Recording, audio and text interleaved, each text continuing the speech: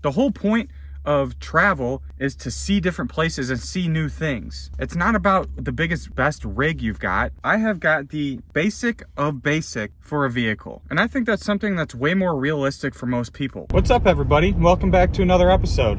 Today I'm going to be staying at Cracker Barrel, and I'm just going to kind of show you how easy it is for you to get started on your van life and travel journey.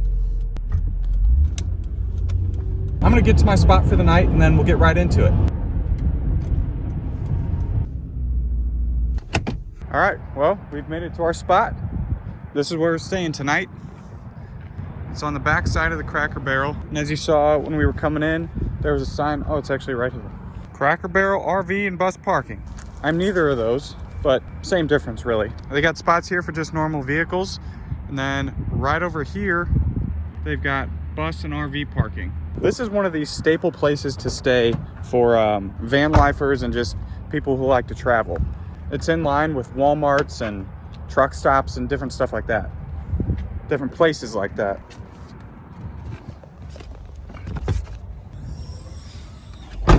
All right, for starters, van life has got like this stigma to it. In my opinion, van life has increased, like people are doing it more and more now since COVID happened. And that's great, but that also means you're seeing video after video of just van lifers, and me included. But I think a lot that you see on YouTube are people with these big rigs, like these Sprinter vans and these actual RVs and motorhomes. It gives like a bad rap on traveling in your vehicle because you really don't need all that.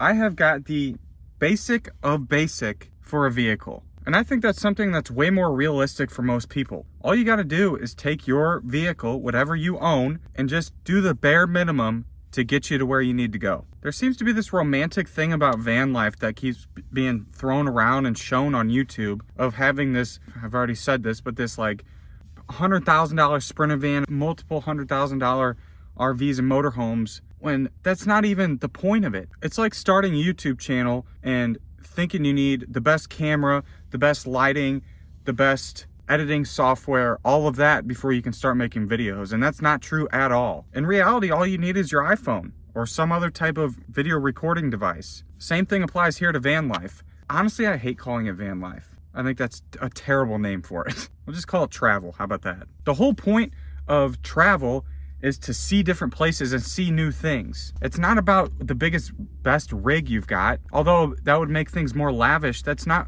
the point. The whole point is so you can see things and go do things in different parts of the country or parts of the world. And I think that's something that really needs to change because I was in that mindset for a long time. Like I was in the mindset I was gonna buy a Sprinter van, but honestly, as cool as that will be, this does me just fine. The whole point of not van life, travel, is to go see and do things. That's the whole point of it. It doesn't need to be lavish. It doesn't, not at all. And speaking of lavish, I would say 95% of the time traveling around is not lavish. You'll get the beautiful sunsets and the great views and the waterfalls and all that, but a lot of the time it's gonna be Cracker Barrel parking lots, Walmart parking lots, truck stops, boondocking on the side of the road. I'm not trying to downplay this, but it's not all lavish. It isn't. Like most of it isn't lavish. It's going to the bathroom in Gatorade bottles. It's sleeping next to highways with trucks and cars going by all night. And it's sleeping in a small space. Now I feel like I've ripped this whole van life and travel style apart, but the 5% of the lavish, like the views and the waterfalls and sunsets and all that, I would say that 100% outweighs all of the grind and everything that I just mentioned before. Now I will say I have not traveled very far in my van, but I've done small trips here and there that you've probably already seen, and that'll give you a little taste of what this is, what it really is. Some people would say that I don't have the right to talk about what it's like to travel around in a vehicle because I haven't done it for very long yet, but I think this is a perfect time to talk about it because this is where you start. You start small and then you eventually build up if that's what you want. My point here is I just think people need to realize traveling around doesn't have to be expensive. I've already nailed this on the head, but take your vehicle, throw a mattress back there, grab a cooler and some food, and just take off. You really do not need much. And it's incredible, it's great. Like the fact that you don't need much, like that's all you need, and you can go see incredible parts of the country, other parts of the world is just unbelievable. And that's what I want. I'm trying to like harness that opportunity in my fist. Take it while I can, because it's something that a lot of people don't get to do. Well, I think that's gonna do for my rant tonight. For dinner, I have got PB&J. Seriously, like just as simple as that, as PB&J. It's an easy, cheap, delicious meal. You know, speaking of traveling on the cheap, that might be a series I do. Maybe I'll take an X amount of money. I will go shop for everything I need for a trip, and I'll take, I don't know, 5-7 day trip, 3 days, I don't know, some amount of day trip, and show you how cheap you can live while being on the road.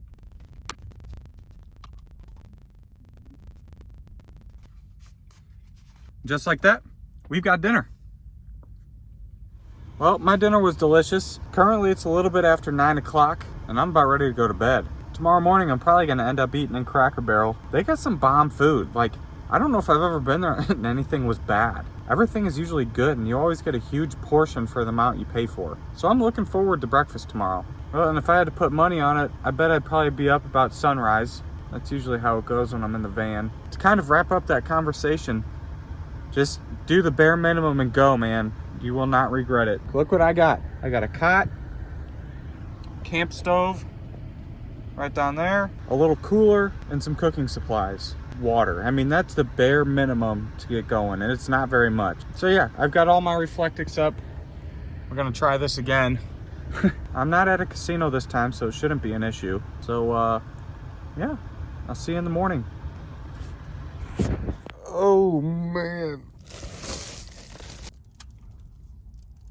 it's about 6:50 in the morning. Woke up like 10 minutes ago. It was windy last night, man. Windy and rainy. Like so windy that the van was moving, like swaying back and forth. Cracker Barrel opens at 7, so I'm gonna get dressed so I can go inside, go to the bathroom, and eat some breakfast. I've gotta say, Cracker Barrel has been probably the best urban place I've stayed thus far. I guess the only other one would be the casino, but still, that means something. It was relatively quiet. I mean, you hear highway traffic, but that wasn't a huge deal to me. The casino, everybody was zipping by me, so that sucked. Remember, folks, always unlock your vehicle before you try to start it. Oh, it is chilly. Last night there was a box truck sitting over there. Don't know what time they left.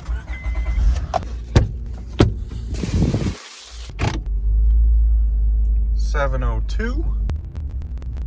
Place is empty, man. I'm gonna get some fresh food, and it's gonna be quick. We've made it, folks.